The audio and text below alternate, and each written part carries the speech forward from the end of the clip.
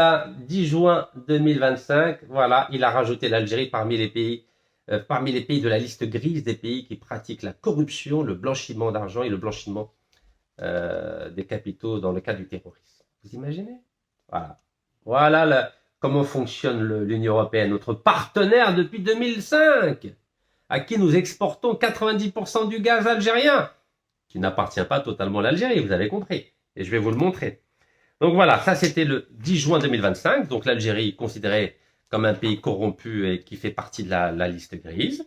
Et un mois après, le 17 juillet 2025, l'Union européenne, donc c'est la troisième étape. Donc d'abord, on menace. Ensuite, on met l'Algérie dans la liste grise des pays corrompus qui pratiquent le blanchiment d'argent. Et troisième étape, procédure d'arbitrage contre l'Algérie. Ben oui, ça se fait de façon graduée. Vous vous souvenez? Graduée. Graduée. Qu'est-ce qu'elle a dit, Sophie Primas, porte-parole du gouvernement français? La riposte graduée est en place. La riposte graduée est en place. Ben oui, elle a dit ça le 1er juillet 2025. 17 juillet, l'Union européenne engage une procédure d'arbitrage contre les restrictions commerciales imposées par l'Algérie. Dans une déclaration qui fait déjà polémique, Bruno Retailleau, figure de la droite française, appelle à ne plus reconnaître les passeports algériens utilisés par les Haragas. Ces jeunes qui fuient la misère pour chercher un avenir en Europe. Derrière cette posture sécuritaire, c'est un message politique clair. La France veut durcir le ton face à l'immigration algérienne, quitte à remettre en cause des accords bilatéraux historiques entre Paris et Alger. Salam alaikum, Azzoul Fellaoun, qui raconte dairin. Écoutez, je vais vous confier quelque chose de personnel. En ce moment, Wallah, marani nurkud mleh. Je dors pas bien. Vous savez, quand je lis ce qui est en train de se passer, كي نقرا واش راه صاري في الخارج بالنسبة للجزائر, على بالكم بلي ندوخ. Je suis un peu choqué, je suis un peu dans un brouillard. C'est très particulier. Et aujourd'hui, je vais vous parler du passeport algérien. Passeport algérien, souveraineté de l'Algérie, يعني جواز سفر جزائري، السيادة الجزائرية، علاقة بين الجزائر وفرنسا، علاقة بين الجزائر وأوروبا. على بالكم ماني دايخ. Je sais pas ce qui se passe. J'ai l'impression qu'on est en train de revenir à 1830. أنا كي نقرا واش راه صاري في الإعلام راني نشوف بلي رجعنا في الوقت الاستعمار 1830. يعني على بالكم bientôt le bicentenaire de la colonisation de l'Algérie. C'est dans 5 ans. Hein, 5 ans. Mais j'ai l'impression qu'on revient à 1830 et je vais vous expliquer pourquoi. Et à bismillah. Vous avez lu comme moi il n'y a pas longtemps. Chalanda. Quelques heures, un jour. Le consulat algérien de Toulouse accusé d'avoir délivré des centaines de passeports à des clandestins. Le consulat algérien de Toulouse est accusé. Par qui? Par la France. Pourquoi? Parce que un consulat algérien en France, يعني مد باسبور الناس اللي حراقه مساكين ما عندوش باسبور. على بالكم كي تكونوا في فرنسا ولا في اوروبا لو كان ما عندكمش كوعات يعني تاع الدوله تاعكم, c'est-à-dire si vous n'avez pas de passeport à jour valide, ما تقدروا ديروا والو, ما تزوجوا, ما تخدموا, ما تبنوا المستقبل تاعكم. Vous ne pouvez rien faire si vous n'avez pas de passeport valide. Donc le président de la République, c'est Abdelmadjid Tebboune, a fait quelque chose que personne n'a fait depuis, oh là là, depuis 25 ans. Il a donné l'ordre, une instruction à tous les consulats de France en Algérie de délivrer des passeports algériens, à tous ceux qui n'avaient pas de passeport, en l'occurrence le harraga, ce qu'on appelle les clandestins en France. Mais cela fait partie des prérogatives d'un pays souverain. يعني أي دولة في العالم من حقها تمد باسبور لولادها, ما فيها والو هذه. Ah là, قال لك Bruno Retailleau, وزير الداخلية تاع فرنسا, le ministre de l'Intérieur français a dit non. Non et non. La France interdit à l'Algérie. Vous savez, c'est incroyable. La France interdit à l'Algérie de délivrer des passeports à des citoyens algériens en France. Est-ce que vous imaginez? Allez, je vais vous lire parce que ça c'est choquant. Mais c'est choquant. Allez, bismillah.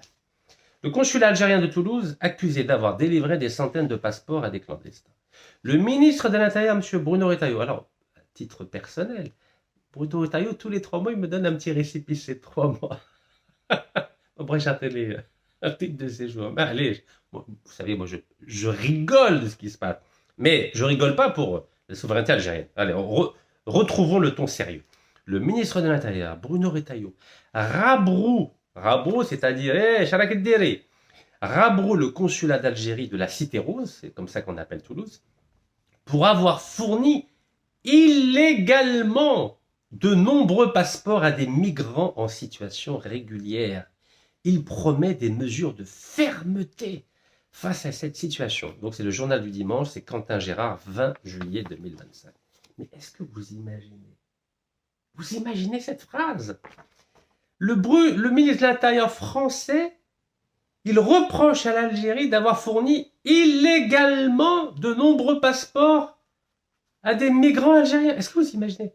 Pour Bruno Retailleau, c'est illégal. L'Algérie n'a pas le droit de donner des passeports, de délivrer des passeports à des citoyens algériens. Comme tramouchouille, là.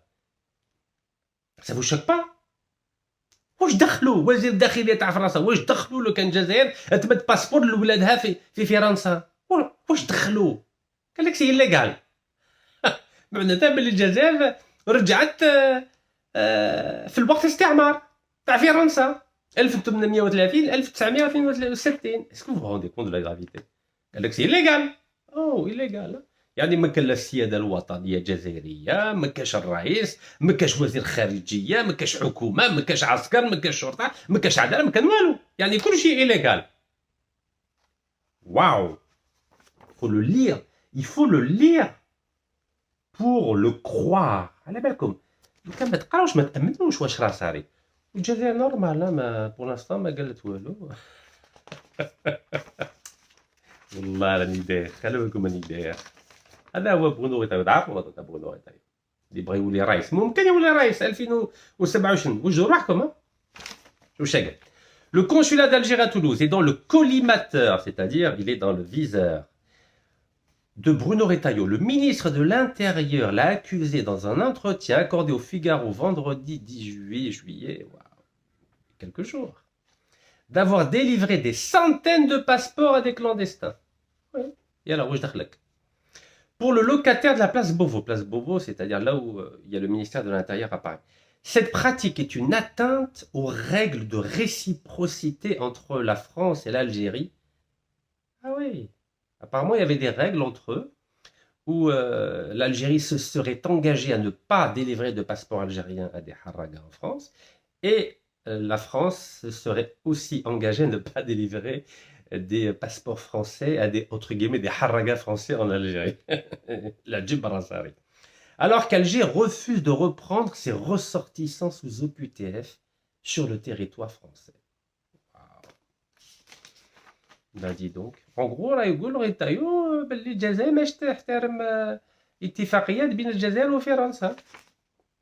Le premier flic de France, le ministre de l'Intérieur, on l'appelle le premier policier de France, donnera instruction au préfet de ne pas reconnaître le passeport délivré dans ces conditions. Est-ce que vous imaginez?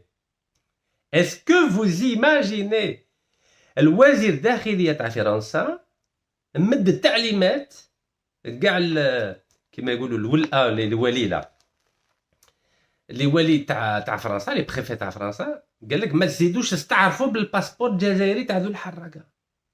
واو الولات. Vous vous rendez compte ou pas? Monsieur Bruno Retailleau a donné instruction au préfet pour ne plus qu'il reconnaisse ses passeports algériens accordés par un État souverain à ses propres concitoyens. C'est incroyable. Les documents déjà distribués ne pourront donc pas être utilisés dans les démarches de régularisation ou de séjour. Et vous imaginez? Vous imaginez? Mais les Français قالت الجزائر انا ما استعرش بالباسبور تاعك انت ما استعرش بهم انايا. La France ne respecte pas, ne va pas reconnaître les passeports délivrés par le consulat d'Algérie de Toulouse. وراهي السيادة الوطنية.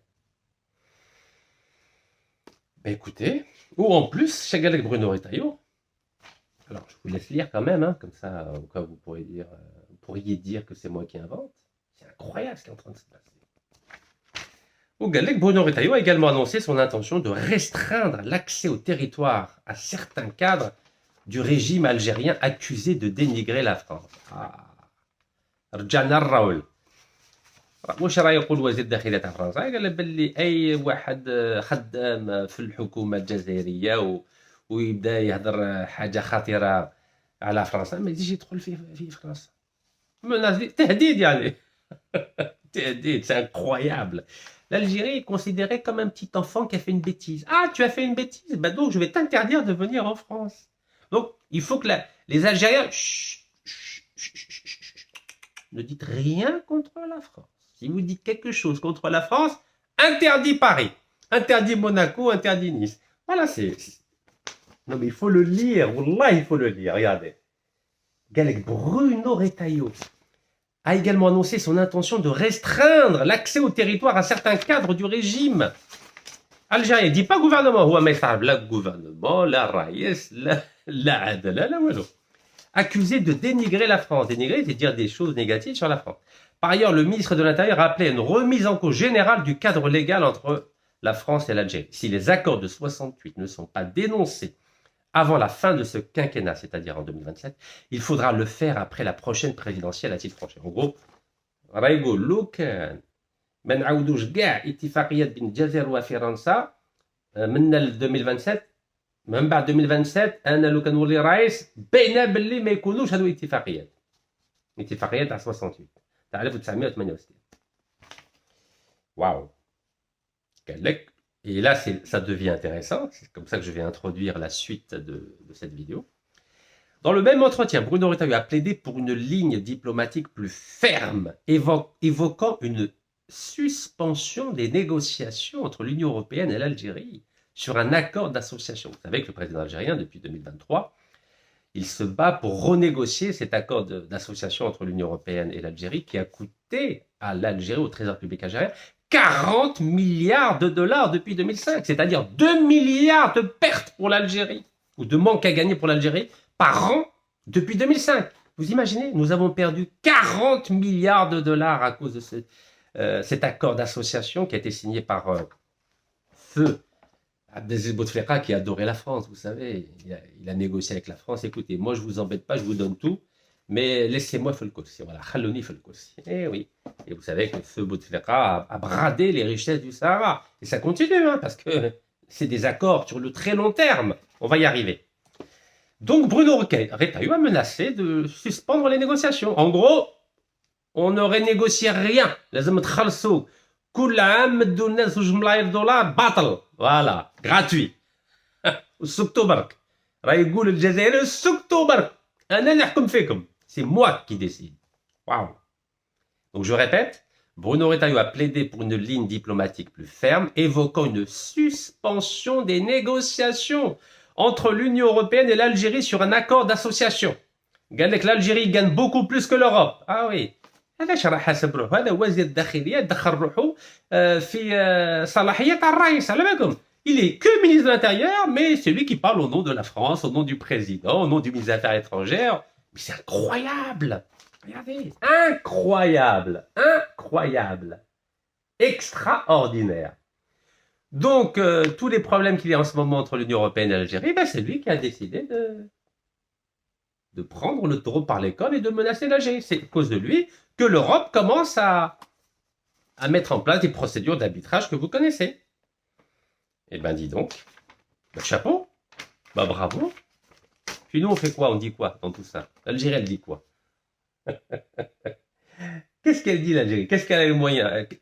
Quels moyens dispose l'Algérie pour riposter à cela? On va y arriver, on va y arriver. Bon, vous savez que M. Bruno Retailleau, le 17 mars 2025, avait dit que la France va lancer une riposte graduée contre l'Algérie. Je vous en parle régulièrement.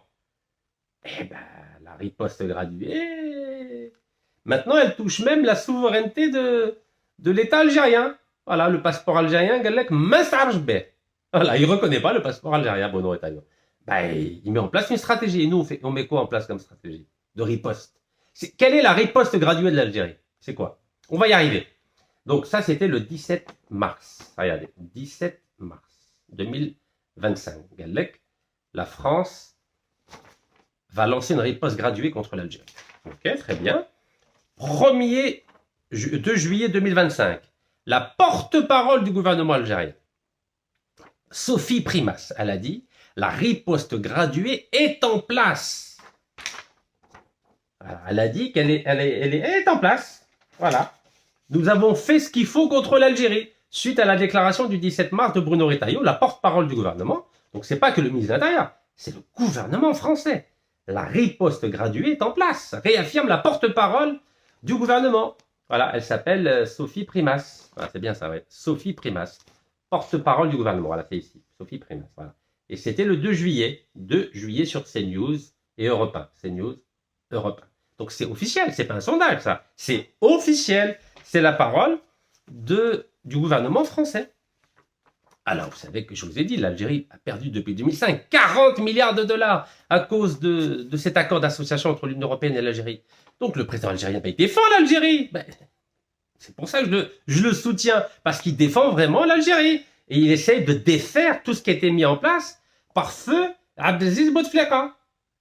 Il essaye. Oui, il essaye. Bon, il est mal entouré, mais il essaye, lui.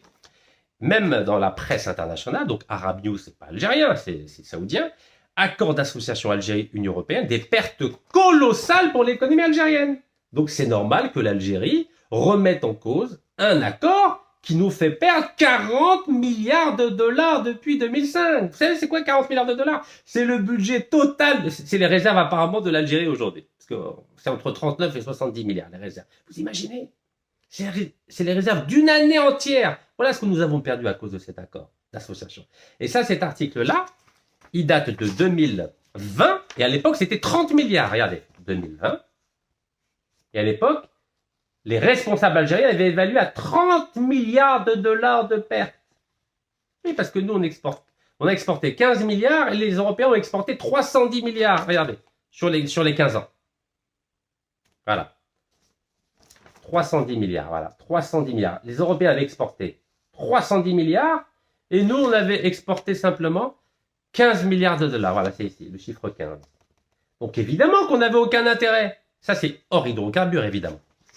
Donc, le président Abdelmajid Tebboune, il s'est dit, c'est normal que je renégocie ce contrat où l'Algérie perd. C'est normal. Ah. Les Français, non. Regardez, ça, c'est M. Borrell. Voilà, Borrell, c'est lui. Il était venu voir le président Al-Mouradia. C'est qui Borrell? C'est l'ancien ministre des Affaires étrangères espagnol, et c'est le ministre européen, le ministre des Affaires étrangères de toute l'Europe. Donc, il était venu en Algérie. M. Borrell, le 13 mars 2023, il avait fait une déclaration. Il avait fait une déclaration en sortant de son entrevue avec le président Abdelmajid Tebboune. Vous voyez, 13 mars 2023. Et qu'est-ce qu'il a dit, Borrell? Je vais vous dire ce qu'il a dit. Bon, d'abord, bien sûr, il est diplomate. Hein. Il est très heureux d'être ici en Algérie, qui est un partenaire stratégique de l'Union européenne. Ah oui, d'accord, très bien. Et qu'est-ce qu'il dit d'autre, notre ami Borrell? Vous savez, il a fait une longue déclaration, 4 pages. Hein. Alors, qu'est-ce qu'il dit d'autre, notre ami Borrell? Notre ami Borrell, il dit que plus de la moitié du commerce extérieur algérien se fait avec nos États membres. Il évalue à 56% des exportations de l'Europe et 43% des importations de l'Europe. D'accord, très bien. Mais il dit que depuis juin 2022, l'Algérie a mis en place des entraves aux échanges commerciaux avec l'Espagne. Ben oui, l'Espagne, donc il pense d'abord à son pays, qui doivent trouver une solution. Il demande pas à l'Algérie que nous souhaiterions que l'Algérie trouve des solutions. Non, il a dit, ces problèmes-là doivent trouver une solution. Donc c'est un ordre.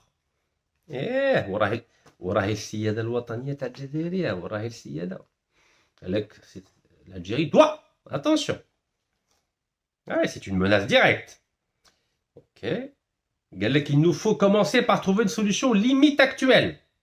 D'accord. Il a dit, je pense aussi aux contraintes qui entravent les investissements européens en Algérie, qui ont un impact direct sur la mise en œuvre de notre accord d'association. Waouh! Vous imaginez? c'est des menaces à peine voilées. Hein. C'est des menaces directes. Après, il accuse l'Algérie.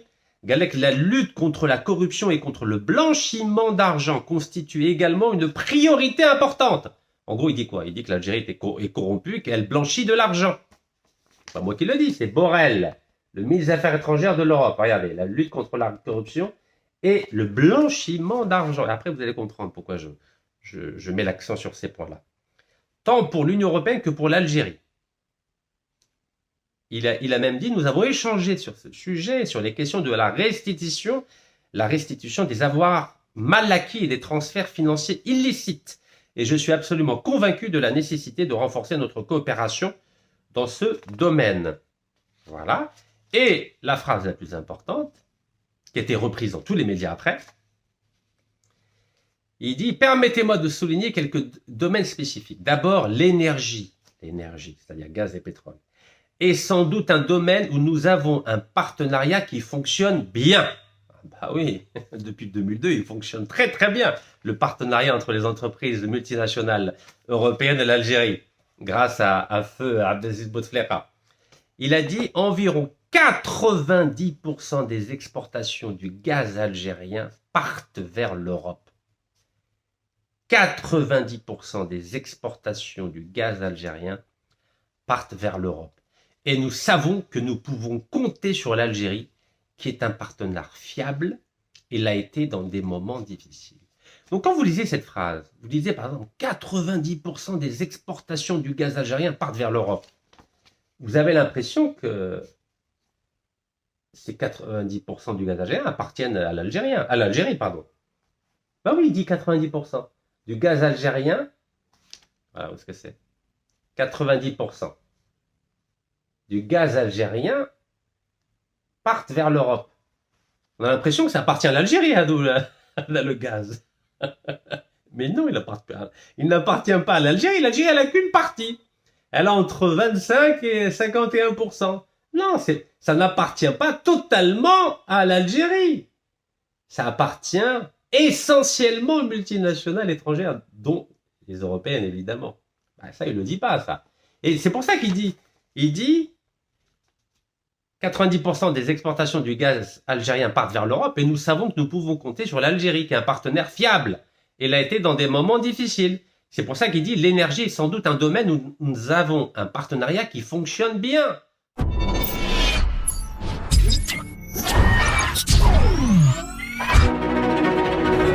Le partenariat dans le gaz, il fonctionne bien parce que ça n'appartient pas en totalité à l'Algérie. Extraordinaire, hein? Yeah. Ben oui, ça marche bien. Grâce à feu Abdelaziz Bouteflika qui a tout bradé aux multinationales étrangères. Ben oui. Le Sahara n'appartient qu'à 25 à 51% à l'Algérie. Il n'appartient pas à 100% à l'Algérie, vous le savez. Tout ce qui est au-dessus de la terre, ça appartient à l'Algérie, mais sous la terre, ça n'appartient pas à l'Algérie. Sous la terre, c'est quoi? C'est le sous-sol. Le sol appartient à l'Algérie, mais le sous-sol, c'est entre 25 et 51% à l'Algérie. Voilà, c'est tout. Al-Baraka fal-Qlil. Intéressant, non? Voilà, c'est un deal qui a été signé. Et c'est pour ça que notre ami Borrell, il a dit attention, hein, vous avez mis des obstacles, on n'est pas d'accord. Hein. Eh bien écoutez, ça c'était le 13 mars 2023, un an et 3 mois après, l'Union européenne a engagé un bras de fer avec l'Algérie. Voilà, 14 mars 2024. Vous voyez? Ben oui, parce que le président algérien, il veut renégocier, il en a marre de donner gratuitement 2 milliards de dollars à l'Europe, 2 milliards d'euros à l'Europe. Attendez, c'est bien ça, hein? Je ne dis pas de bêtises quand même, hein, que je chiffre bien. Parce que maintenant, le dollar a baissé par rapport à l'euro. Non, c'est bien du dollar. Donc 40 milliards de dollars. 40 milliards de dollars depuis 20 ans, donc ça fait 2 milliards de dollars par an. Bah oui, le président algérien, il en a marre de donner 2 milliards de dollars par an à l'Europe. Mais Borrell, le ministre des Affaires étrangères européen, vous continuez comme sous feu Bouteflika. Vous continuez à nous donner notre gaz et vous continuez à l'accord d'association et chaque année, c'est 2 milliards pour l'Europe. Mais pas pour l'Algérie, pas pour les travailleurs algériens, pas pour les retraités algériens, pas pour les fonctionnaires algériens, pas pour les jeunes algériens, pas pour le logement, pas pour la santé, pas pour la justice. Pour les Européens. Voilà. continuer comme ça. Donc voilà, 14 juin 2024, l'Union européenne engage un bras de fer. Voilà, ça vous rappelle rien cette terminologie? Bras de fer, bras de fer.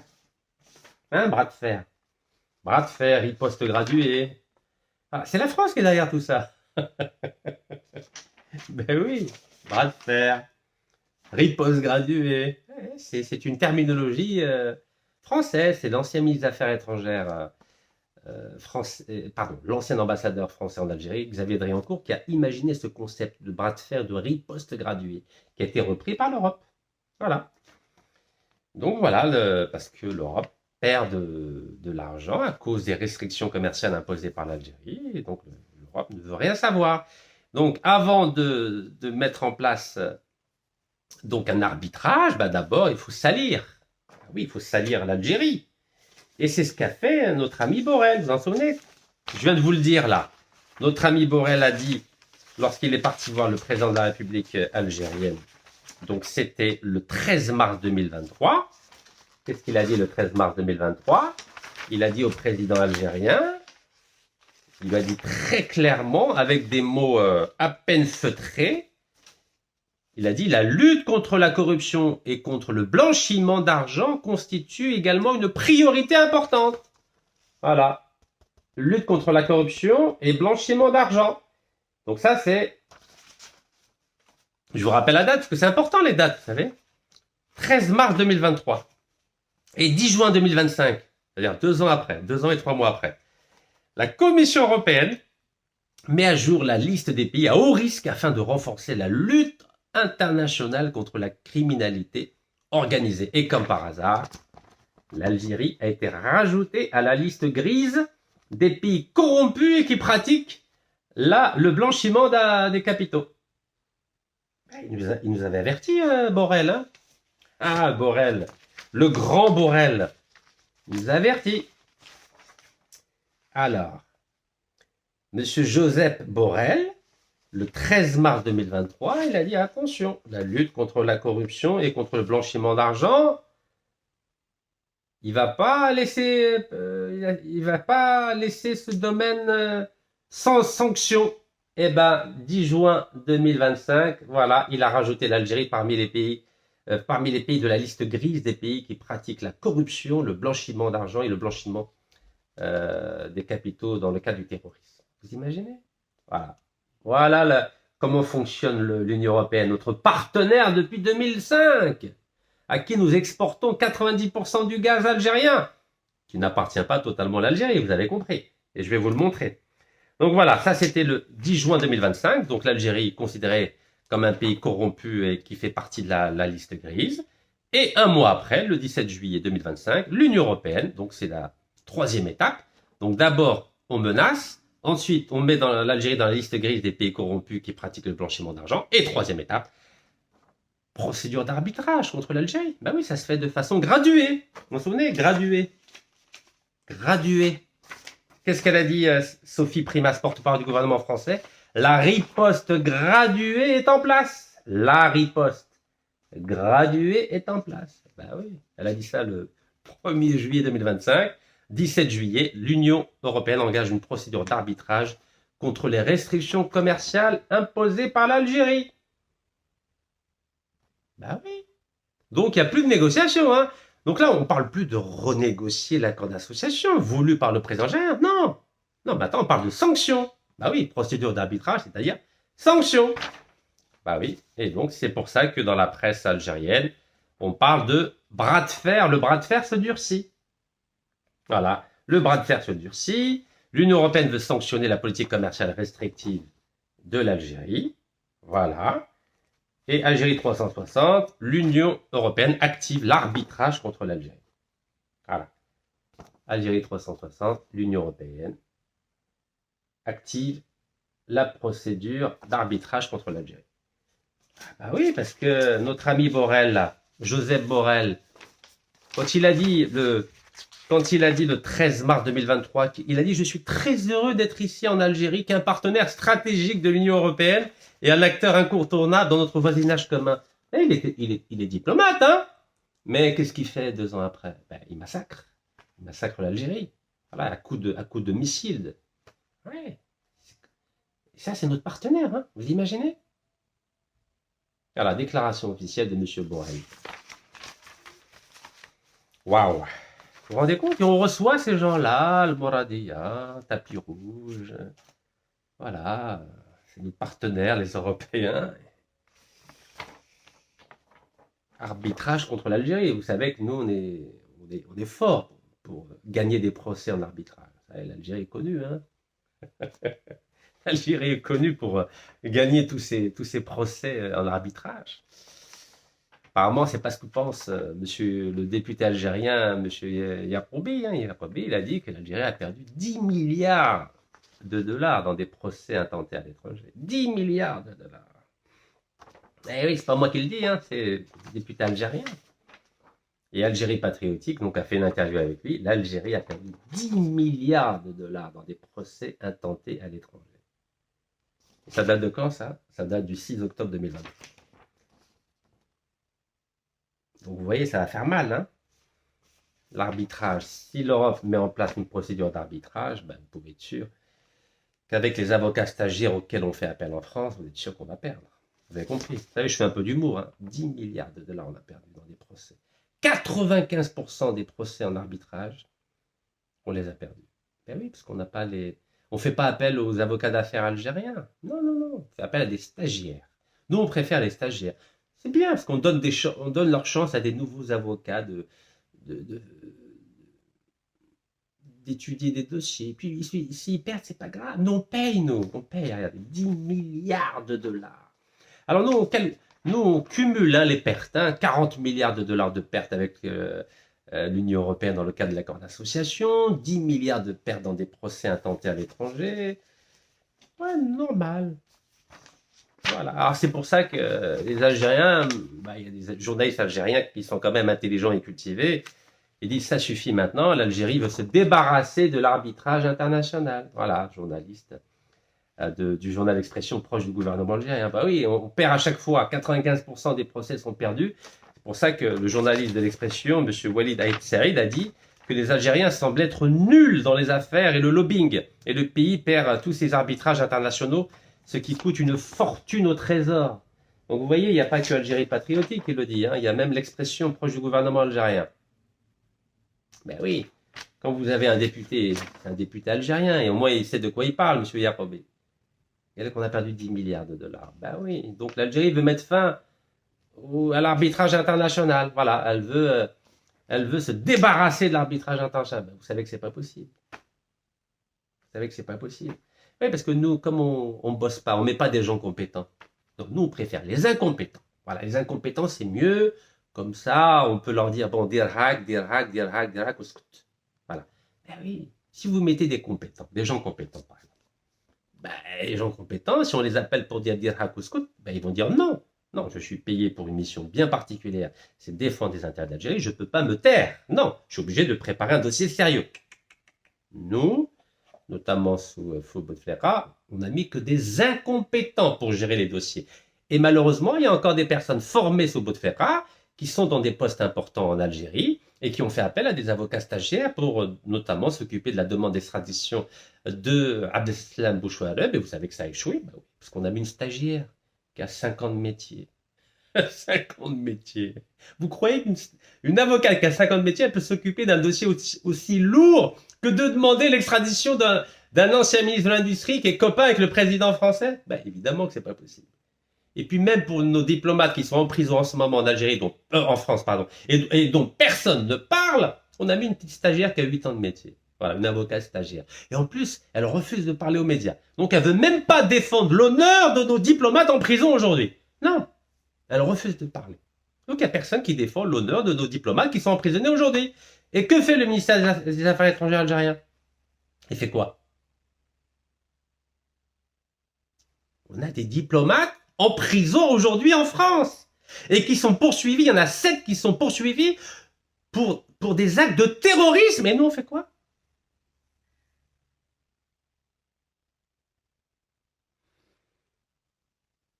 Vous savez que la plupart des diplomates aujourd'hui ont été formés sous Bouteflika. Vous croyez qu'ils veulent défendre l'Algérie? Entre nous. Vous croyez qu'ils veulent défendre l'Algérie? Alors que pendant 20 ans, ils ont travaillé sous Bouteflika? faut être sérieux. Donc voilà, donc nous on perd de l'argent, voilà, allez, on jette l'argent par la fenêtre. Alors, quand on pense à la loi du 24 février 71 de Feu Houari Boumedienne, qui défendait l'Algérie, qui défendait la souveraineté algérienne, qui défendait la valeur du passeport algérien, du dinar algérien. Aujourd'hui, vous savez combien ça coûte. 1 euro est égal à 264 dinars, je crois. Waouh. Waouh. Non, je mélange tout, moi. C'est bien ça, non? 1 euro, c'est combien déjà? marché parallèle. على بالكم ما يمطروش الدواء راهي هتبل فيا على بالكم الدواء راهي هتبل فيا. Imaginez le président algérien. Voilà, c'est ça.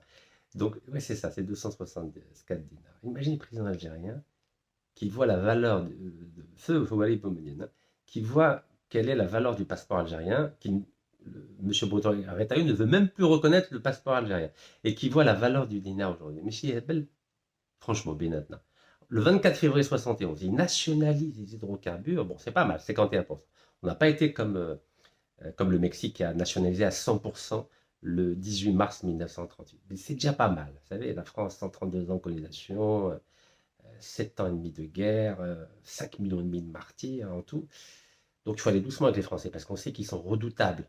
On voit ce qu'ils sont en train de faire avec l'Union européenne. Imaginez quand ils voient l'état de dégradation de la valeur du passeport algérien du dinar. Imaginez sa réaction. Pourtant, il avait des défauts. Bah, vous savez que c'était un homme très autoritaire. Il n'y avait pas de liberté en Algérie à l'époque. Mais au moins, l'image d'Algérie à l'étranger, machallah. Bah, on ne peut pas tout avoir. Hein.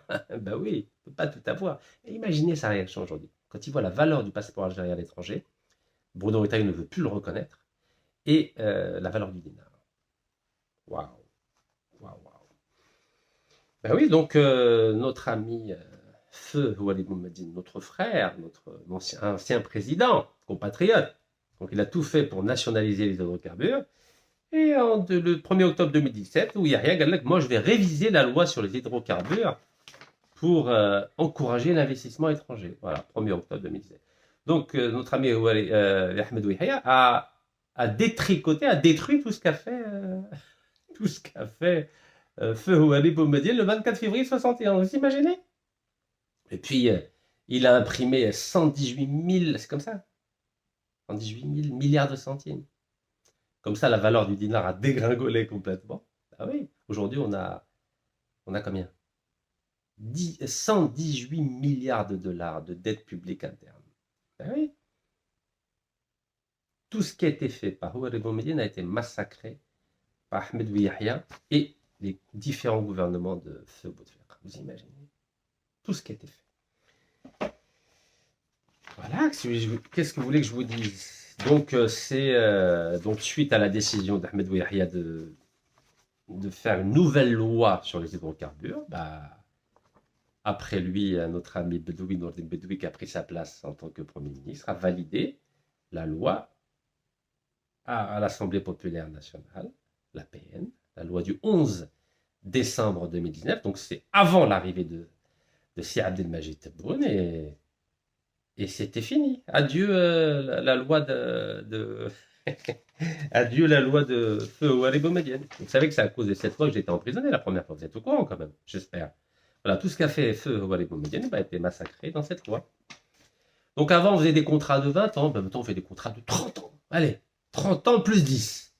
Ça veut dire qu'on est prisonnier pendant 30 ans. Donc tous les contrats, tous les contrats qui sont faits avec des multinationales maintenant, avant c'était 20 ans, maintenant c'est 30 ans plus 10. Ça veut dire que même il y a un nouveau président qui arrive, il ne peut rien faire. Il ne peut rien faire pendant 30 ans. Vous voulez faire quoi? Pendant 30 ans, vous ne pouvez rien faire. Donc vous êtes piégé. Donc ça fait combien de mandats ça? 30 ans. Ça fait 6 mandats. 6 mandats. Donc un président qui arrive, il ne pourra rien faire. Deuxième président qui arrive, il ne pourra rien faire. Troisième président qui arrive, il ne pourra rien faire. Quatrième président qui arrive, il ne pourra rien faire. Cinquième président qui arrive, il ne pourra rien faire. Sixième président qui arrivera, il ne pourra rien faire. Il faudra attendre le 7e président, si chacun d'eux fait un seul mandat. Et là, il pourra dire, moi je décide ou de renouveler ou de ne pas renouveler. Vous imaginez? Donc ça s'appelle l'esclavage. Nous sommes rentrés avec cette loi dans l'ère de l'esclavage énergétique, contractuel. Les 6 prochains présidents qui vont arriver en Algérie ne pourront rien faire. Rien. À cause de la décision de M. Ahmed Ouiahia du 1er octobre 2017, validée par Nordin Bedoui, que j'ai eu l'occasion de voir. D'ailleurs, les deux, je les ai vus. Hein. Donc, Ahmed Ouiahia, on a passé 4 mois ensemble à Orléans, la prison d'Orléans, et ensuite 75 jours ensemble avec Nordin Bedoui. Tous les jours, je le voyais en train d'aller voir ses avocats, tous les jours. Parce que le bureau des avocats était juste en face de notre cellule où nous étions avec des détenus de droit commun. Voilà, on était 18. Donc, tous les jours, on voyait Nordin Bedoui avec son survêtement. Il avait plus de cravate. Maintenant, j'ai remis la cravate. Voilà. C'est ces deux-là qui ont saboté l'Algérie. Aynen est normal. Hein. Voilà. Normal.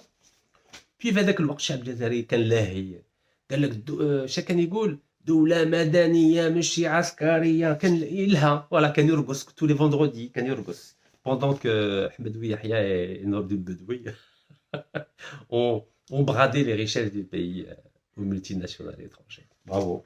C'est bien. D'ailleurs, ما كنتش تخرجوا كل جمعة حبستوا. Vous croyez que c'est comme ça qu'on fait de la politique? On sort tous les vendredis, tous les après-midi, voilà, on va danser, chanter, on rentre à la maison. Vous croyez que c'est comme ça qu'on va défendre les intérêts de l'Algérie? Bravo. Bravo. Voilà, donc maintenant on a une belle loi qui a réduit l'Algérie à l'état de l'esclavage énergétique et contractuel. Bravo. D'ailleurs, les grands cabinets américains, Price, Waterhouse, Coopers, ben, ils étaient contents. Galec, ils ont notamment eu une présentation en 5 pages où ils disent les principales mesures de la nouvelle loi sur les hydrocarbures qui, évidemment, encourage l'investissement dans le secteur des hydrocarbures en Algérie. Et elle prévoit un régime, cette loi, elle prévoit un régime contractuel plus flexible et un régime fiscal plus favorable aux partenaires étrangers. Ben oui, plus favorable aux partenaires étrangers. Ben oui, évidemment. Donc, sous l'ère Bouteflika, ben oui, on a tout fait pour favoriser les étrangers. Puis le peuple algérien, خليه يخمم على الكيلو تاع البطاطا وشحال راه يدير كيلو تاع اللحم و 1 2 3 فيفا l'Algérie ماتش دو فوتبول ديروا له لي ستاد وخليه يلها ويرقص ويشطح. C'est bien, c'est bien. Bravo, 47 millions d'Algériens. Sahara rahat. Adieu, adieu.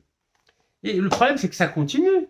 Mais parce que le président algérien, vous croyez qu'il peut tout surveiller? Franchement, entre nous. Vous avez vu les problèmes qu'il a pour renégocier le contrat d'association avec l'Union européenne? Maintenant, on a des menaces directes. Ah oui, تعودوا اتفاقيات بين أوروبا والجزائر. والو, menace directe de l'Union européenne. Voilà, 17 juin 2025. Naft, donc c'est l'Algérie, octroie des licences d'exploration et d'exploitation d'hydrocarbures dans 5 sites des entreprises majoritairement européennes. Bah oui, parce que le 14 juin, vous avez vu, 14 juin, l'Union européenne nous a menacés. Je vais vous reprendre l'article, comme ça vous allez voir le lien. Voilà qui est 14 juin. 14 juin 2024. 14 juin 2024. L'Union européenne engage un bras de fer avec l'Algérie. Nous, on est obligé de tenir compte du bras de fer. Il y a des menaces quand même. Voilà, 17 juin 2025, on accorde 5 permis des licences d'exploration et d'exploitation. Et il y a qui dedans? Il y a Total Energy, le corrompu, Eni, l'italien, le corrompu, Zengas, l'autrichien, Filada, le suisse, puis bien sûr, on mélange un peu avec les Chinois corrompus, évidemment, Sinopec et ZPEC. Voilà, on travaille avec 80% de corrompus. On travaille avec 40% de multinationales corrompues. Voilà. Total Energy, sur son site officiel, était très contente. Le 17 juin 2025, Total Energy se voit attribuer un nouveau permis d'exploration. Site officiel de Total. Donc pourtant, on a fait des cadeaux. On a fait des cadeaux aux Européens, Eni, Total, Zengas, Filada. Et pourquoi ils nous menacent maintenant? Pourquoi ils veulent Les Européens, pourtant, on leur fait beaucoup de cadeaux. L'Union européenne veut sanctionner la politique commerciale restrictive de l'Algérie. Mais nous, on donne des contrats aux Français, aux Européens. Il n'y a pas que Total. Regardez, même TSA a dit que Eni va investir 1,35 milliard de dollars en Algérie, regardez. Donc on donne des cadeaux, des permis, des licences. C'était quand ça? C'était le 7 juillet, il n'y a pas longtemps. Regardez, 7 juillet. Donc Total Energy, c'était le 17 juin. 7 juillet, c'est Eni, l'européen, parce qu'on va dire européen. Hein. Mais pourquoi ils nous menacent? On donne beaucoup, nous. On donne beaucoup. Voyons, pourquoi vous nous embêtez comme ça? Pourtant, Eni, oh là là, pendant 14 ans, il nous a pompé 4 milliards de dollars de pétrole hein, à la frontière entre l'Algérie et la Libye. Pas moi qui le dis, Algérie 360, le soir d'Algérie, le 6 juin 2015, regardez. Voilà, 4 milliards de dollars de pertes, vous imaginez? 4 milliards de dollars. Eni, avec qui on travaille là, l'entreprise corrompue Eni. Qui vient de dire qu'elle va mettre 1,35 milliard. Bah oui, elle nous vole d'un côté, et puis après elle dit que je vais investir. Puis après on lui donne bien sûr 49%. Alors Eni a 65% à Adrar, hein, d'accord? Avec les Français Engie. Donc vous imaginez, ils nous prennent 4 milliards de dollars entre 2004 et 2018, et après ils disent, on est content, oui, Eni va mettre 1,35 milliard de dollars en Algérie. Ah oui, mais les 4 milliards que vous avez volés là, plus les 6 milliards de contrats que vous avez obtenus en donnant 197 millions d'euros avec Farid Boujaoui et compagnie. Vous savez, à n'y rien comprendre. Des centaines de millions de dollars détournés annuellement, le pétrole algérien pompé en Libye. Le pétrole algérien pompé en Libye par qui? Par Eni. Incroyable quand même. Et on travaille avec ces entreprises-là. Et on est content. Hein. Regardez, TSA, ils font jamais référence, ou l'Algérie 360, ou l'Al-Khabar, ou la Chour. Non, ils n'en parlent plus, c'est fini. C'est nos amis, nos amis. Ils nous pompent 4 milliards de dollars, mais c'est nos amis. Et puis Total, vous savez, Total, en 2018, on a reconduit un nouveau contrat, un ancien contrat de 1999. 25 ans de gaz gratuit à TFT, plus après 25 ans de pétrole gratuit à Hassi Barkin. Pétrole gratuit. 25 ans supplémentaires. Normal. Puis on continue à leur donner des contrats, on continue. Et bien après, ils sont pas contents, les Européens. Moi, je comprends rien, moi. Pourquoi ils sont pas contents? On leur donne plein de contrats. Parce qu'on les a habitués. C'est ça le problème, on les a habitués. Après, ils nous mettent des bras de fer, ils engagent des bras de fer. Parce que ولفناهم فهمتوني ولا لا ولفنا نمدوا كل شيء اوروبا اي عينكم من بعد كي من بعد الرئيس عبد المجيد تبون بغى يحبس قالوا والو دير راهم يقولوا له دير كيما عبد العزيز بوتفليقه دير كيف اسكت برك مد لنا لي كونطرا واسكت برك والصحراء راهم يقولوا لنا ماهيش تاعنا الصحراء ماهيش تاعنا عندكم الفوق برك تحت تاعنا vous vous rendez compte ce qui se passe en Algérie? Waouh, ça fait peur. Hein. Et en plus, il n'y a pas que dans le domaine gazier et pétrolier. Mais regardez ce qu'a dit le 19 mars 2025 l'ancien ministre de l'Industrie et grand économiste algérien, monsieur Farhat Aït-Ali. Gadlek, l'usine Renault dans l'automobile. Vous savez qu'ils ont, avec à l'époque de feu Abdelaziz Bouteflika et les différents gouvernements, vous savez que Renault est entré en production en 2014. Normalement, il devait atteindre 30% de taux d'intégration, et puis à terme, 50, 60, 70%. En gros, il y aura des voitures Renault qui seraient construites de A à Z, fabriquées de A à Z en Algérie, un peu comme au Maroc, avec 1 million de voitures. Nous, on a fait, Renault a produit 25 000 Renault symboles. Vous savez, le dernier modèle, qualité zéro. Donc, normalement, Renault s'est engagé à 30% de taux d'intégration. Vous savez ce qu'a révélé le 19 mars 2025 l'ancien ministre de l'Industrie 2020-2021 et grand économiste Farhat Aït-Ali? Regardez ce qu'il dit. L'ancien ministre Farhat Aït-Ali fait des révélations sur l'usine de Renault en Algérie. Des révélations. Et c'est quoi ces révélations? Il a dit que le taux réel d'intégration des véhicules Renault à Oran n'était que de 4,7%. 4,7%. Vous imaginez le foutage de gueule? 4,7%. Normalement, c'est 30. Non, Renault, ouais, elle produisait rien. Elle amenait les pièces, les kits qu'on appelle des kits, et il faisait juste du montage en Algérie. On bat les officiels, les ministres, les premiers ministres, oui, on a une usine Renault fait Warren, alors que c'était que du montage. 4,7% de taux d'intégration. Vous savez, on est loin de mettre en place une industrie automobile en Algérie avec des compagnies pareilles. Mais c'est ça les compagnies européennes. C'est pour ça que quand le président a décidé de limiter les importations, ah bah ils étaient pas contents. L'Europe n'est pas contente, voyons. Ben oui, ils ont l'habitude de vendre et faire des bénéfices énormes en Algérie sans qu'il y ait de transfert de technologie, sans qu'il y ait de production locale en Algérie. Ouelou, rien, nada, c'est fara.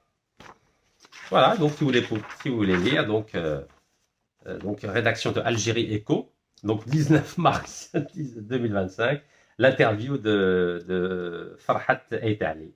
Voilà. Vous vous rendez compte, c'est quoi? 4,7%, c'est du foutage de gueule. Durant son mandat à la tête du ministère de l'Industrie, donc M. Farhat Aitali dit avoir eu accès à des rapports officiels qui confirment les écarts entre les engagements et la réalité. Le taux d'intégration n'était que de 4,4%, a-t-il indiqué en parlant du taux d'intégration réel atteint en 2019 par Renault, 5 ans après l'ouverture de son usine à Oran. Et il a ajouté, et c'était le cas aussi pour les autres constructeurs. Lisez. C'est du sabotage de l'économie nationale. Sous Abdelaziz Bouteflika, il y a eu un sabotage de l'économie nationale en partenariat avec les multinationales étrangères dans tous les domaines, automobile, gaz, pétrole, etc. La catastrophe. Donc alors, pourquoi l'Europe veut sanctionner l'Algérie? Ben oui, parce que à partir du moment où le président algérien essaie de défendre la souveraineté algérienne, c'est-à-dire Siyada al-Wataniya, ben, l'Europe n'est pas contente, voyons. Parce que sous feu Abdelaziz Bouteflika, le Sahara n'appartenait plus à l'Algérie, c'est fini. Le sous-sol, pardon. Non, au-dessus, il n'y a rien, il n'y a que du sable, l'hajar au ramla. Hajar ramla, les Européens disent, vous pouvez les garder, vous pouvez garder le sable et les pierres qu'il y a au-dessus. Nous, ce qui nous intéresse, c'est le sous-sol. C'est ce qu'il y a entre 1000 mètres et 3000 mètres sous terre. Ben oui. Regardez, les Norvégiens. 75% à Hassim Mouina. Ben oui. 75%. 2007. Vous savez, Hassim Mouina. Vous savez, Hassim Mouina. Hassim Mouina. Equinor, le Norvégien, à 75%. Et Sonatrach n'a que 25%. Voilà. 75%. L'Algérie, 25%. Zévalena, 25%. 25%. Pareil pour Regan Nord, on n'a que 40%. Regan Nord, on n'a que 40%. Les Espagnols, Repsol 36%. Et les Allemands, maintenant c'est les Anglais, Harbour Énergie, 24%. Voilà, Regan Nord. Qu'est-ce que c'est Regan? Qu'est-ce que c'est écrit? Voilà, Regan Nord. Regan Nord. Oui, pareil pour à côté de Hassim Saoud. Donc, Bir Seb'a et Bir Msana. La Sonatrach n'a que 25%. Et bien sûr, les Vietnamiens et les Thaïlandais ont 75%. Voilà. Vous voyez lire, hein? Regardez. Radio algérienne, attention, hein? Hein? Radio algérienne. Radio algérienne. Voilà. Le Sahara n'appartient pas à l'Algérie. Le sous-sol, bien sûr. Hein? Voilà. Ain Salah, pareil.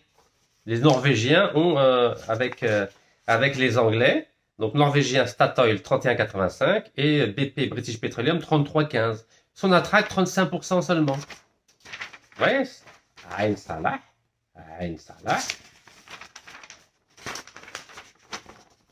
Voilà, Sonatrach n'a que 35%. 35%. Ouais, vous arrivez à lire? 35%. Voilà, puis pareil, Bir Msana, le gisement de Bir Msana, le Cepsal espagnol, bah oui. Borrell, il est venu se plaindre alors que le 4 avril 2018, une entreprise espagnole, Cepsa, est passée de 45% à 75% dans le gisement de Bir Msana, gisement pétrolier. Regardez, 45 à 75%, il n'est pas content. Avril 2018. Oui, on a l'habitude de 2018. Et moi, j'ai publié mon livre en anglais. Oui, avant que ce soit une politique nationale en Algérie. The Bouteflika Dictatorship Under French Protection. Donc vous allez voir, il y a marqué juillet 2018. Regardez. Juillet 2018. Vous arrivez à lire. Juillet 2018. Le livre publié juillet 2018.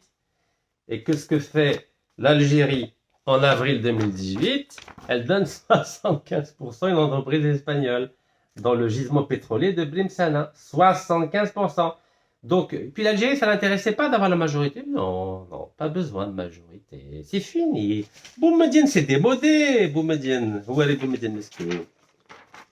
Où est les Boumediene, 51%. Et tous les 24 février, on fête la nationalisation des hydrocarbures. Mais c'est fini. Il y a très longtemps que l'Algérie n'a plus 51%. Voilà. C'est ça, 75%. 75%.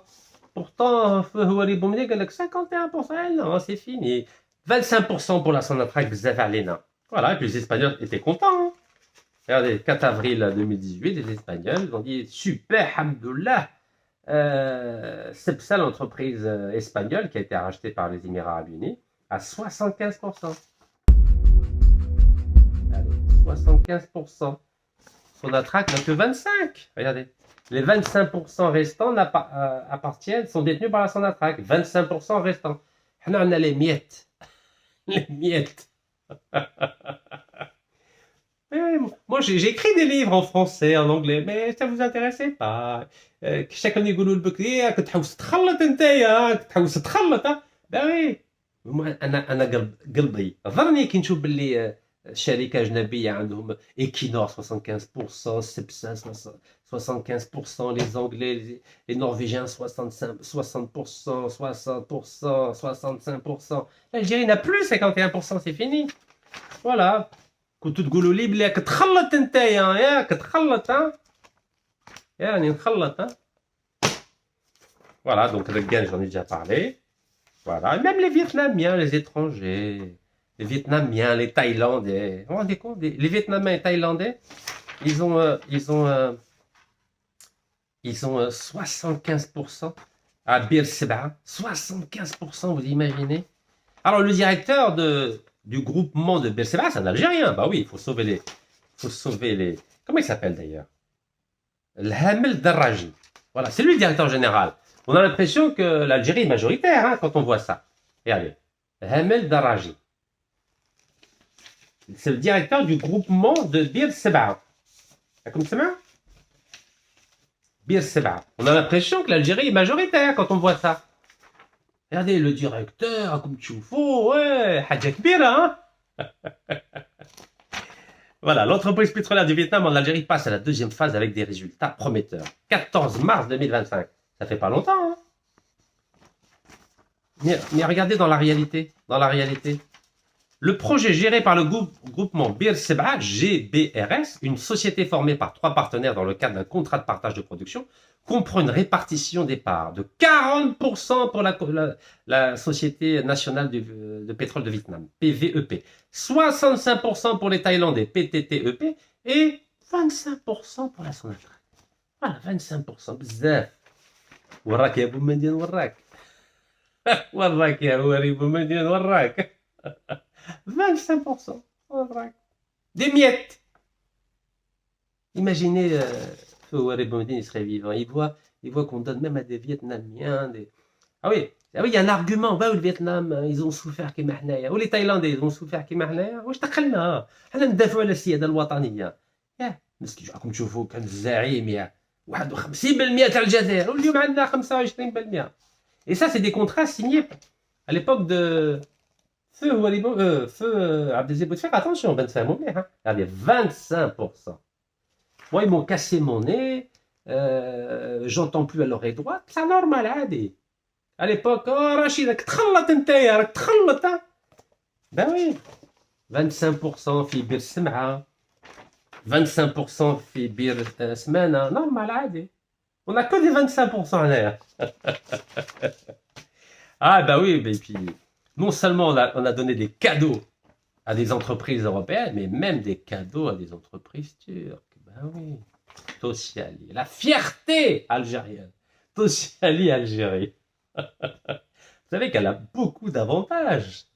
Avantages fiscaux, avantages douaniers. Elle est belle comme, vous êtes au courant ou pas? Bon, je suis pas rentré dans les détails l'autre jour, mais c'est tableau, elle est belle comme tableau. Oui, en plus, on a signé un avenant avec l'AAPI. C'est comme ça que ça s'appelle, AA, Agence. J'ai oublié comment ça s'appelle. AAPI. Je sais plus comment ça s'appelle. Mec, un site en il y a tellement d'organismes. Vous savez, ceux qui signent des contrats avec les entreprises étrangères pour favoriser l'investissement étranger en Algérie. Mais il n'y a pas longtemps, on a signé un avenant pour donner encore plus d'avantages au niveau fiscal, au niveau des taxes, au niveau des douanes, à Tosyali Énergie. Oui, on a fait la même chose avec les Français, ne vous inquiétez pas. Il n'y a pas que les Turcs. Donc, Tosyali Algérie, oui, ben nous, Ali Boumedine, qui avait mis en place le complexe de la Hadjara fi Annaba, le Kanisma, مسكين راه 100 مسكين الله غالب يسمع باللي في 2007 2007 l'Algérie a signé a autorisé une société turque à posséder 100%. Mais 25. Au moins dans le pétrole, on a 25. Voilà. On a 25%. On a 25%. Puis et au Bir Smana, c'est ça, 25% avec les Espagnols. Au moins ils ont 75. On a 25. Les Vietnamiens, on a 25% aussi. Les Vietnamiens et Thaïlandais. Bir Seba, Hassimouina, on a 25% aussi. Fi Hassimouina, ouais, avec les Equinor, voilà, 25%. Mais, oh là là, avec les Turcs, on a 0%. Zéro. Vous savez ce que ça veut dire, zéro? C'est fin. C'est vrai que les Arabes ont inventé le chiffre zéro. Donc, au moins, on rend hommage à cette invention formidable des Arabes. Ils ont inventé le chiffre zéro. Ben, on l'a appliqué à la lettre en 2007. 2007, c'est toujours sous l'époque de feu Abdelaziz Bouteflika. 2007. Là, je vous fais un bon résumé, là. Pour que vous voyez qu'on n'a pas donné que des cadeaux à l'Union européenne. Hein. Regardez, entreprise créée en 2007, 28 août 2007. Voilà, oui, 28 août 2007. Donc, c'est pas Abdel Majid Tebboune. Voilà. Alors, je vous remontre les actionnaires, hein, vous pouvez tous les voir. Voilà. Voici tous les actionnaires, c'est que des Turcs, il n'y a aucun Algérien.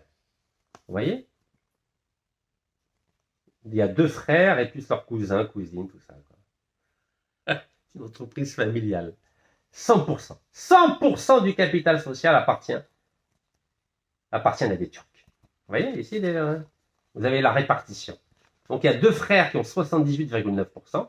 Et après, c'est 5% chacun, 5% chacun. Et le dernier, il a 0,2%. Vous voyez? Voilà. Chiffre officiel de la Commission d'organisation et de surveillance des opérations de bourse, la COSOB. Voilà. Chiffre officiel. Hein. C'est pas moi qui l'invente. Parce qu'en plus, à chaque fois qu'ils font de l'investissement, les Turcs, ils ne dépensent pas de leur poche. Hein. Non, ils émettent des obligations sur le marché boursier algérien. Et c'est des entreprises, plutôt des partenaires. Comment on appelle ça? J'oublie la terminologie. À chaque fois, j'oublie la terminologie. Ce sont des investisseurs professionnels algériens, ceux qui mettent l'argent. Et là, récemment, ce sont des Algériens qui ont mis 15 milliards de dinars. Pas pour être actionnaire, non, juste pour investir dans Tosyali Algérie. Mais ils ont le droit qu'à 5,65% par an d'intérêt, c'est tout. Un peu comme si vous passiez en bourse. Mais ils ne sont pas actionnaires, non. Ça reste 100% turc. Et c'est les Algériens qui investissent.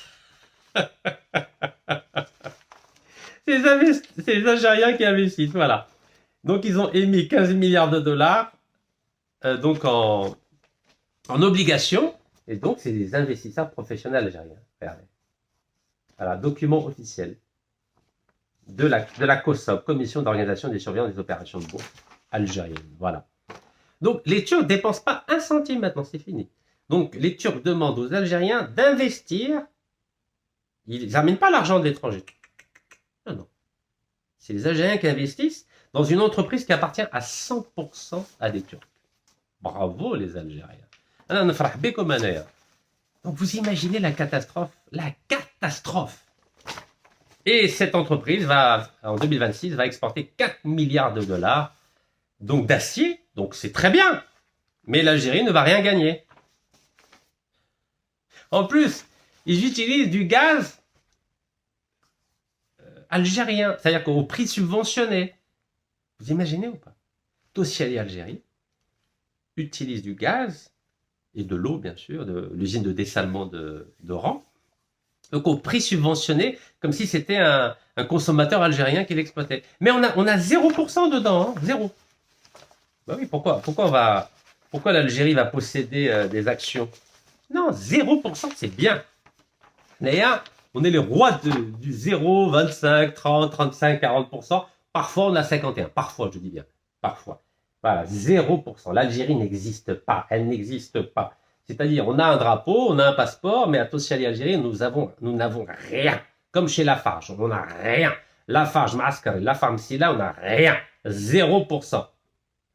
Donc, on a juste un passeport, on a un drapeau, mais 0% dans l'acier. Et Tosyali Algérie, c'est 57% de la production nationale. Vous imaginez? Dans 57% de la production nationale, l'Algérie a 0%. Et pourtant, c'est un secteur stratégique, l'acier. C'est comme le gaz et le pétrole. Non, mais non, 0%, voilà. C'est la fierté de faire des communiqués pour dire, nous, on vend 4 milliards de dollars d'acier en 2026 aux Européens en plus, hein, mais on ne gagne rien. En plus, on leur donne des exonérations fiscales, douanières. Ils ont le gaz pratiquement battle, parce que, et puis l'eau de l'usine de dessalement. Donc, ils ont du gaz et de l'eau au prix du marché algérien. Ils n'achètent même pas en devises, en dinars. Battle. Moi, je dis bravo, bravo, bravo l'Algérie, parce que c'est un pays formidable. Moi, j'adore l'Algérie. Mais, vous savez, je sais plus, j'arrive plus à parler sérieusement, tellement c'est grave. Bon, là, je suis obligé de mettre un peu d'humour, sinon, voilà, document officiel. Document officiel de la COSOB. Alors, la COSOB, elle ne voulait pas dire que ça appartenait à 100% à des Turcs. Elle a juste dit que Tosyali Algérie, donc qui a été créée en 2007, le capital c'est 50 milliards de dinars, détenu principalement. Ben oui, elle ne peut pas envoyer un communiqué à la presse en disant que c'est détenu à 100%. Donc ils ont juste dit c'est détenu par Fouad Tosyali à 53,8% et Mohamed Fatih Tosyali, donc c'est son frère, 26%. Donc ça fait 73,8%. Voilà. Donc quand on lit un communiqué comme ça, on a l'impression que l'Algérie a 21,2%, puisqu'elle parle que de 2 actionnaires. Ben oui, le problème c'est que dans le dossier complet, dossier d'information, ben là c'est bien 100%. Mais elle ne pouvait pas envoyer un communiqué de presse en disant que ça appartenait à 100% à des Turcs. Ça fait mal, oui. Même eux, ils ont un peu de fierté quand même, la COSOB. Ils ont un peu de fierté. Il n'y a même pas de signataire. Ouais, bah oui, il faut un communiqué de presse, mais il n'y a pas de signataire. Cellule communication et des relations publiques. Vous voyez? Ils mettent que les 2 principaux actionnaires. Ils n'ont pas osé mettre les autres qui ont 5%, 5%, 5%, 5% et 0,2%. Parce qu'en gros, il y a 53,8, 26, après 5%, 5%, 5%, 5%, et à la fin, 0,2%. Vous voyez? Regardez. Donc, la COSOB, donc, qui est la Commission d'organisation et de surveillance des opérations de bourse, elle avait mal au cœur. Elle a eu peur que dans tous les médias algériens, que l'opinion publique découvre que 100% Tosyali appartient à des Turcs et 0% à l'Algérie. Donc, vous voyez, ils ont un peu de nif, un petit peu, oui, par respect pour le drapeau algérien. Regardez. C'est malheureux, non? Je ne sais pas. Moi, ça me fait mal, mais peut-être que vous, ça vous fait rien. Bon, j'ai vu quand même quelques commentaires. Il y en a, ils sont un peu choqués. Mais ce qui m'a étonné, c'est que la dernière vidéo, là, il y a très peu qui l'ont vue. Apparemment, il y en a qui ne sont pas contents en Algérie, peut-être. Hein, que je parle de souveraineté à géométrie variable. Il y a eu quoi? Même pas 8000 vues. 8000. Là, quand je dis Tosciali à 4 milliards d'exportation en 2026, tout le monde est content. Donc, il y a beaucoup de vues. Je crois que c'est 70 000 ou 75 000. Mais alors, dès que je leur dis la souveraineté algérienne, géométrie variable de 0% dans l'acier à 25 à 51%, ah, ça n'intéresse pas. Non, non, les Algériens ne veulent pas voir la réalité en face. Non, non, non, non, Rachid ne nous dit pas que ça va pas. Non. Mais moi, je dis que ça va bien. On va exporter 4 milliards de dollars d'acier en 2026. Même si on a 0%, c'est quand même... ça part d'Algérie quand même. Et j'ai m'attaqué. Est-ce que vous voulez qu'on devienne adulte et on dise la vérité avec des chiffres, avec des preuves, ou alors on va se mentir à nous-mêmes? Qu'est-ce que vous cherchez? Vous voulez qu'on dise 1, 2, 3, vive Algérie, on est le maire du monde? Moi, je peux le faire, hein, vous savez. Après 4 ans de prison, résidence surveillée, oublié par tout le monde sauf quelques-uns, vous savez, moi, ça ne me dérange pas. Je peux vous dire des choses qui vont vous faire plaisir. Je peux vous dire qu'on a un sélectionneur de l'équipe nationale d'Algérie qui n'est pas algérien, ouais. Bah, on n'est même pas capable d'avoir un sélectionneur algérien. Dans le football. Pourtant, le football, c'est une balle, hein. Tirer, mentakta, dire 4-4-2, tirer. On n'est même pas capable d'avoir un sélectionneur algérien. Comment voulez-vous qu'on puisse avoir des responsables dans l'acier algérien? On n'est même pas capable d'avoir un sélectionneur dans le domaine du football qui soit algérien. Belmadé, dégage. Voilà. Farrahna 2019,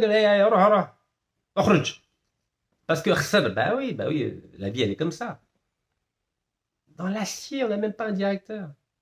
On n'a même pas actionnaire. On n'a même pas 0,0001%. Vous imaginez? On n'a même pas sauvé l'honneur.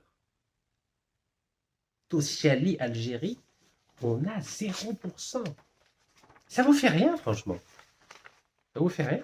Alors, Lafarge, c'est pareil. Hein. Amsila et à Gaz, donc à Marseille, 0%. 0. Ça vous fait rien. Pourtant, c'est des secteurs stratégiques. Ciment, acier, gaz, pétrole.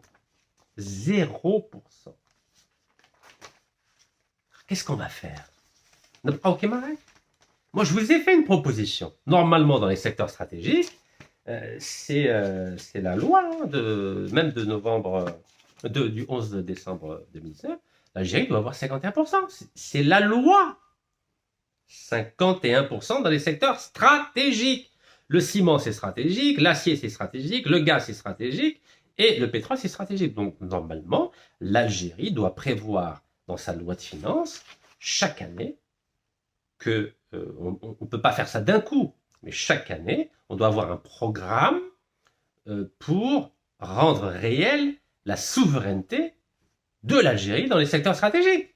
Donc, un mandat d'un président, c'est 5 ans. Donc, chaque année, il y a une entreprise qui doit être rachetée à hauteur de 51%. Donc, une année, par exemple, c'est Lafarge, une autre année, c'est Tosciali, une autre année, c'est le contrat de Hassimouina. Hassimouina, on n'a que 25%. Après, l'année d'après, c'est Birsmana, les Espagnols, on doit prendre 51%, et ainsi de suite.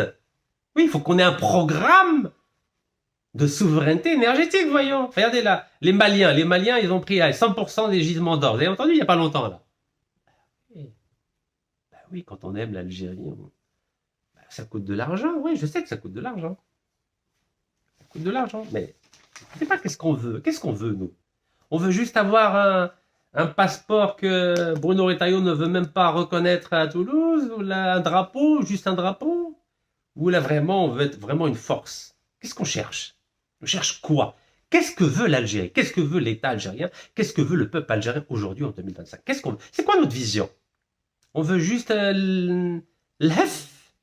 faire illusion, ou être vraiment une force réelle? Et pour cela, il faut s'impliquer. Vous savez, il y a في المدرسة الجزائرية كاين تربية إسلامية. Donc il y a l'éducation religieuse. Mais moi, c'est bien. Moi, j'aimerais qu'il y ait aussi tarbiya iqtisadiya. Il nous faut une éducation économique. Il faut que le peuple algérien soit informé de ce qui se passe dans notre pays. Les contrats de gaz, de pétrole, d'acier, de ciment, la dette extérieure, la dette intérieure publique. Il faut que le peuple algérien... Non, ça vous intéresse pas? Non, je sais pas. Hein. Moi, je vois, dès que je dis des choses un peu gênantes, personne ne veut regarder. Non, Rachid, je ne veux pas regarder. Non, non, j'ai pas envie d'entendre ce que tu nous dis. Non, non, non, non, non. Mais qui me dit, ouais, machallah, les Turcs, Tosyali Algérie va exporter 4 milliards de dollars d'acier en 2020. Ah, tout le monde est content. Ah oui, bravo, vive l'Algérie. Et à la fin, bon, j'ai attendu 1h15 pour vous dire, mais écoutez, chers compatriotes, Tosyali Algérie, on a 0%. 0%. On n'a rien. Rien. C'est le zéro parfait. Lafarge, Msila, Lafarge, Maaskar, c'est le zéro parfait dans le ciment. Ah, ça vous voulez pas l'entendre, ça c'est pas possible, ça. Donc voilà, je ne sais pas si notre gouvernement, notre ministre des Finances va prévoir qu'on rachète 51% de Tosyali Algérie, 51% de Lafarge Maaskar Msila, qu'on puisse renégocier des contrats, comme à l'époque, vous vous en souvenez, Gézi, Orascom l'Égyptien, il a vendu ça à un Russe. Ah, Jazer, ah oui, les Russes, بلا ما تشاوريني انايا. Donc, داهم النيف à l'époque, شراو 51% de Gézi. Je crois que ça coûtait 4 milliards de dollars. Ah, ça coûte de l'argent, hein. Ah oui, racheter 51% des entreprises étrangères dans le secteur stratégique, ça coûte de l'argent. Et on n'a pas beaucoup d'argent puisqu'on dilapide, on renouvelle des contrats aux Français, aux Italiens, aux Chinois, dans le domaine du gaz et du pétrole. C'est les seuls endroits où on a des devises. Oui, parce que les Turcs, là, quand ils vont vendre 4 milliards de dollars d'exportation, nous, on gagne quoi, nous? Parce que 100% appartiennent aux Turcs. On gagne quoi, nous? On gagne, ouais, la fierté, ouais. Ça vient d'Algérie. Oui, c'est vrai qu'ils pourront dire que c'est de l'acier algérien. Ou là, du ciment algérien par rapport à Lafarge. Oui, mais qui n'appartient pas à l'Algérie. L'acier n'appartient pas à l'Algérie. Tosyali Algérie, ça appartient à Tosyali, 100% turc. Et le ciment qui est vendu à l'étranger par Lafarge, à Msila et à Maaskar n'appartient pas à l'Algérie. Ça appartient aux Français. Bon, comme tous les jours, que maintenant j'aborde le sujet à la fin. Qu'en est-il des mandats d'arrêt internationaux contre les Algériens condamnés pour corruption qui sont à l'étranger? Vous vous souvenez, les trentaines de mandats internationaux? Où est-ce qu'on en est? Ben écoutez, j'ai vérifié. Toujours pas de mandat sur Interpol. Toujours pas de notice rouge sur Interpol. Donc Nassim Otradol peut dormir tranquille. Farid Bejaoui peut dormir tranquille. Abdeslam Bouchouad peut dormir tranquille. Ou Shakib Khalil peut dormir tranquille. À l'aise, Pourtant, en 2023, il y a eu 22 843 mandats d'arrêt internationaux qui ont été émis par le Bureau central national d'Interpol à Alger. 22 843, vous imaginez? C'est Moudjahid qui le dit, c'est pas moi. Hein. Et quand on regarde sur Interpol, il n'y a rien du tout. Moi, je pense qu'il y a un problème informatique au bureau d'Interpol à Alger. Je pense qu'ils ont des problèmes à envoyer, à mettre à jour les données. C'est pour ça que j'ai demandé au ministre des Startups, qui est très compétent, de donner un coup de main au Bureau central national d'Interpol Alger. Parce qu'à nous, les 22 843, ils sont invisibles dans les notices rouges d'Interpol. Et pourtant, les notices rouges des Russes, 3180, sont visibles. Les deux notices rouges des Américains, 235, sont visibles. Tout est visible. Mais tout ce qui vient d'Algérie, invisible. Je pense qu'il y a un problème informatique au Bureau central national d'Interpol à Alger. Donc, s'il vous plaît, monsieur le ministre des Startups, donnez un coup de main, s'il vous plaît. Bon, bah, apparemment, ou alors, c'est peut-être les menaces de Farid Bejaoui, qui date de 2013. Galek, je menace d'impliquer de hauts responsables dans le scandale de Sonatrach. Si je tombe, vous tombez. Ah, bah oui, c'est la mafia chez nous, hein. نطيحكم. ممكن, peut-être. Ah, ouais, il les a menacés, hein. Avril 2013. Algérie 360. Et même Cholok, 6 avril 2013, Farid Bejaoui menace d'impliquer de hauts responsables de l'État. Ah, il les a menacés, direct. Pour ça qu'il n'a jamais eu de problème d'ailleurs. Hein. Depuis qu'il les a menacés, il ne lui arrive rien. Il profite de ces milliards, de ces 2 milliards de dollars. Qui menaçait Motrado, il profite de ces 2 milliards de dollars. Personne ne le dérange. Regardez. Personne ne le dérange. Et puis, pareil pour le site, super site internet Speak Up. C'est une plateforme de lutte contre la corruption qui a été mise en place le 10 septembre 2023. Toute la presse algérienne et étrangère en avait parlé. Speak Up, un forage d'exploration de l'éthique, El Moudjahel. L'expression lutte contre la corruption, Sonatrach lance Speak Up. Il s'agit de la première plateforme numérique de signalement et de détection des actes de corruption. Waouh, c'est beau, hein? Quand on voit ça, on a l'impression que c'est magnifique. La Sonatrach. Yeah.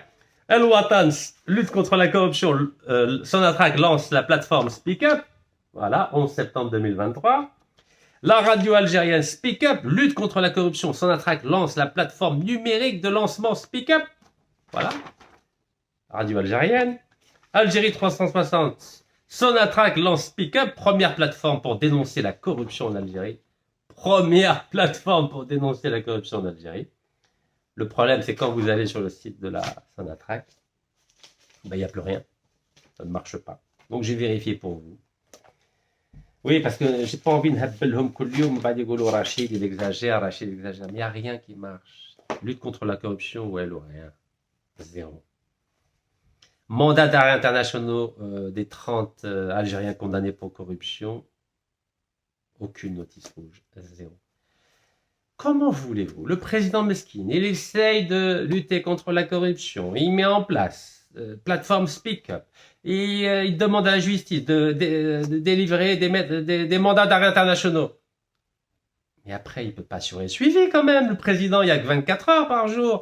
Vous croyez qu'il attend de tout vérifier? Si les consuls font le travail à l'étranger, si les ambassadeurs font le travail à l'étranger, si chaque ministre fait son travail, si chaque wali fait son travail, si chaque haut fonctionnaire fait son travail, si la Sonatrach fait son travail, il ne peut pas tout vérifier. C'est à nous d'aider le président de la République pour savoir, pour assurer le suivi des opérations qui sont faites. Mais lui, mesquin, il ne peut pas tout faire. Et c'est pour ça qu'il y a du sabotage. La 5e colonne des corrompus fait un travail de sabotage formidable. C'est pour ça que ça ne marche pas.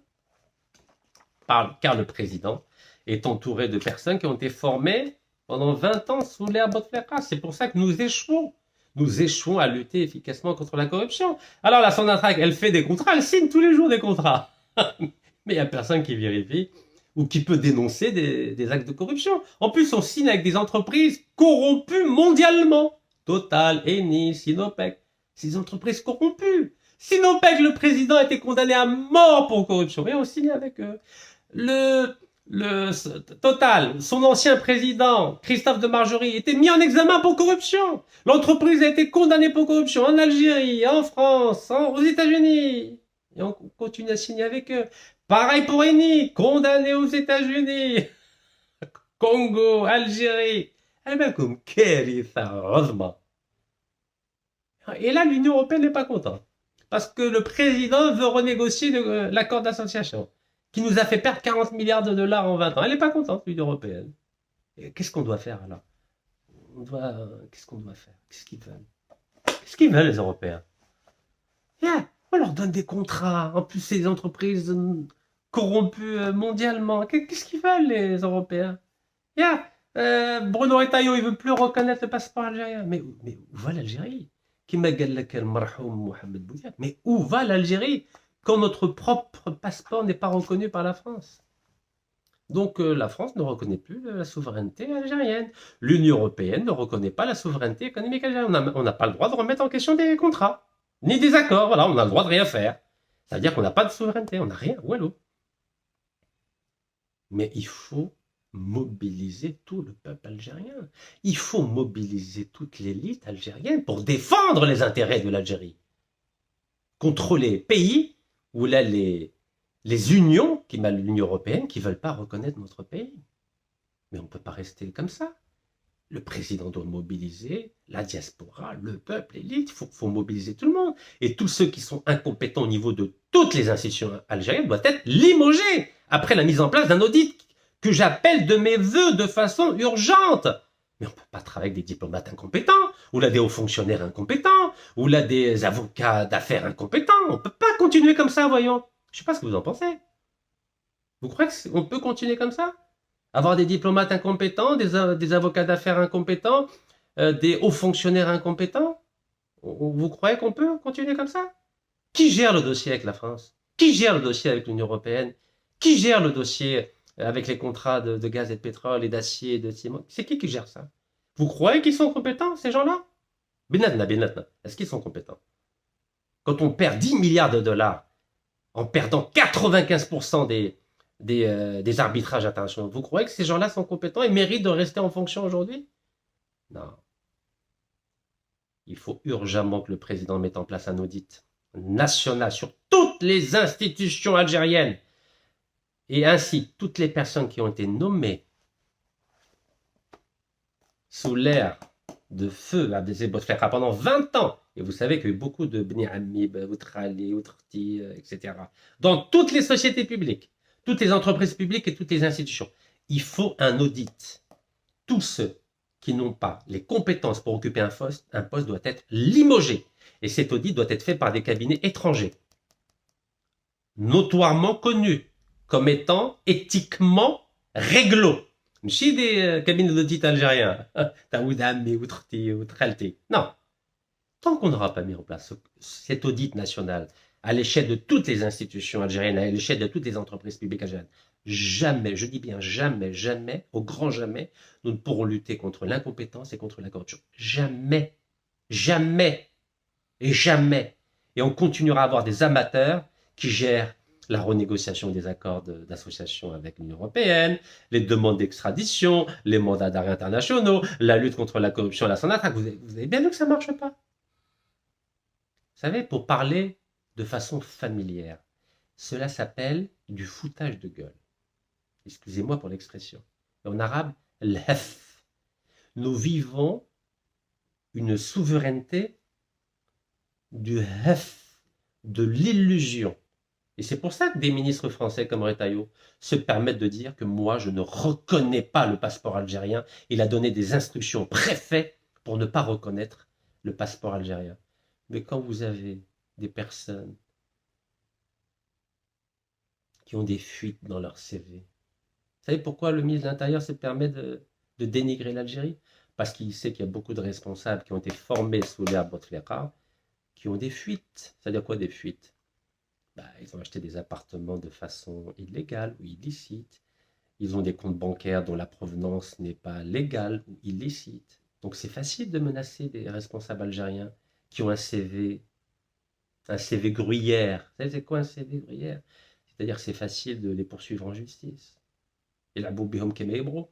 Donc tant que le président algérien Seyed Abdelmajid Tebboune ne va pas nettoyer les écuries d'Ogias, on va rester comme ça, et que la France, un petit ministre va nous menacer matin, midi et soir, et on ne va pas pouvoir réagir. On a ce ministre-là qui a fait arrêter des diplomates et des agents consulaires algériens qui sont en prison. Personne ne les défend, personne ne parle d'eux, c'est fini. Aïe, vous vous rendez compte? Comment voulez-vous être respecté si on ne se respecte même pas nous-mêmes? Voilà ce que je voulais vous dire. Barakallahu fikoum, bien comme ça. Allah yarham shuhada. Double guillemets fermant. Cette sortie s'inscrit dans une stratégie plus large. Faire de l'Algérie un bouc émissaire électoral. Mais au lieu de s'attaquer aux vraies causes de l'immigration, pauvreté, chômage, désespoir, Retailleau choisit l'humiliation diplomatique. Cette rupture symbolique pourrait bien raviver les tensions entre les deux pays. Et nourrir une colère de plus en plus palpable dans les banlieues et la diaspora.